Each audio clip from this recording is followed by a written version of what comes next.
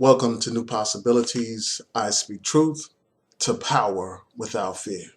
A few minutes ago, I was on Facebook and I came across a video of Tomi Lahren talking about the Chicago torture incident.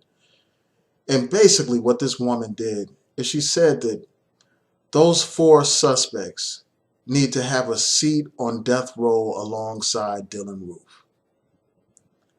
And I just want to take some time to talk about this for a second. First of all, as I have said in my prior videos, I do believe that they committed a crime and I do believe that they should be punished for their crime. But to compare what they did to what Dylann Roof did is ridiculous and outrageous. Dylann Roof went into a church. He sat with the congregation for quite some time. And while that congregation was praying, while those people were praying and during their Bible study, that man proceeded to shoot and kill 9 people, injuring even more than that from what I understand. That man is a monster. That man said that he does not apologize for what he has done. He doesn't regret what he has done. He doesn't feel sorry for what he has done. That man is the definition of a devil. He's the definition of a monster. He's the definition of a beast, and he deserves to die for what he did. Again, what the people did in Chicago is wrong, but it doesn't warrant any kind of death penalty. What they did is not even comparable to what Dylann Roof did. They didn't kill anyone. They didn't even severely injure that young man who's mentally disabled. They injured him, and again, they should be punished for it. But to suggest that they should get the death penalty, all that does is reflect a white supremacist mindset. It reflects a lynch mob mentality. And we know about the history of lynchings in this country.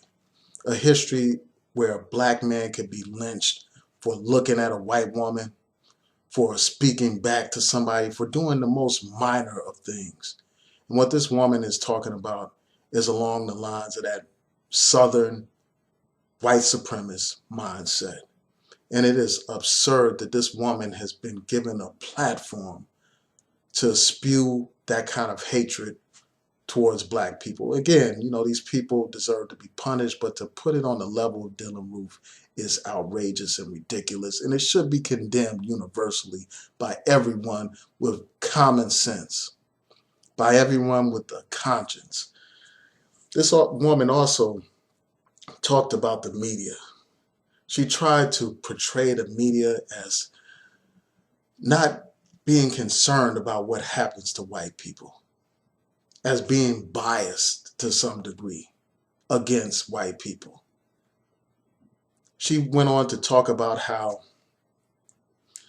this case would have received more attention if it was a black victim instead of a white victim. And I think that that is ridiculous. She went on to talk about how this wouldn't have received any attention if it wasn't streamed live on Facebook. And I think that that's ridiculous. Crimes against white people receive a lot of attention, and she's acting like somebody other than white people own and control the media. These media outlets are owned by white people. They control the narrative. They present the images that are in their interests. They are eager to present images of black people being portrayed as criminals and as perpetrators and predators. They are eager to do that. Anytime you turn on the evening news, you will see a parade of African Americans accused of various crimes. So for this woman to actually pretend like the media has some kind of bias against white people when white people own and control all the major media, that's ridiculous on its face. Now, this woman went on to talk about Obama and talking about how Obama was quick to speak out on issues involving black victims of violence, and he said nothing about this case. First of all, to compare the cases that Obama has spoken out to this case is ridiculous.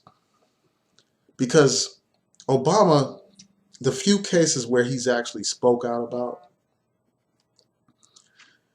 they address the issue of racism in this country. We have a criminal justice system that doesn't value black lives. We have a police structure that doesn't value black lives. We have a system in place where black people are regularly killed by police, and there is no justice for those black victims. Rarely are these police even put on trial for killing black people. And when they are put on trial, they often walk and they get away with murder. And while they're being indicted in these very few cases, those police officers that kill black people are treated like heroes. There are all kinds of fundraisers for them to provide a defense for them. So you have a whole system in place that's denied black people justice. It's designed to do that, to deny us justice. So there's a need for a voice like Obama's to address it. But when you have a case involving a white victim, and you already have the suspects in custody and they're being charged with a crime, there isn't the same sense of urgency in speaking out against it, because the system is already in place to ensure that that white person gets justice, especially when the victim is white and when the perpetrators are black. So this is not a situation that is in need of any cause for justice, because justice will be rendered in this case. Whereas when black people are killed by these police, there is no justice. So there is a need for somebody of Obama's stature to speak out on these issues and to take action on these issues, as he has done in Ferguson and Baltimore by having the Justice Department investigate those matters. This is not even nowhere near on that kind of level. And I think that it is ridiculous for this woman to try to equate the two. We're talking about a system of injustice where black people are denied justice, compared to a system where when white people are victims, they more likely than not will get justice. When crimes are committed by black people, not only are black people convicted of their crimes, but they often receive much harsher sentences for those crimes. So she needs to spare us those white tears. Spare us. Because this whole system is in place to protect white people like you. And then she wants Black Lives Matter to come out and to condemn this whole incident. Black Lives Matter owes you nothing. Black Lives Matter is an organization that's about fighting against police brutality. They don't have to get before the cameras and renounce and condemn every single crime that's committed by black people. That's ridiculous.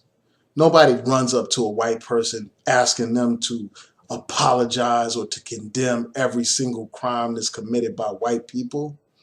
So why the hell do you expect black people to do the same? Why do you do that? They don't owe you anything. Black people don't owe you anything. So tell me what y'all think about this. Please rate, comment, and subscribe. Peace.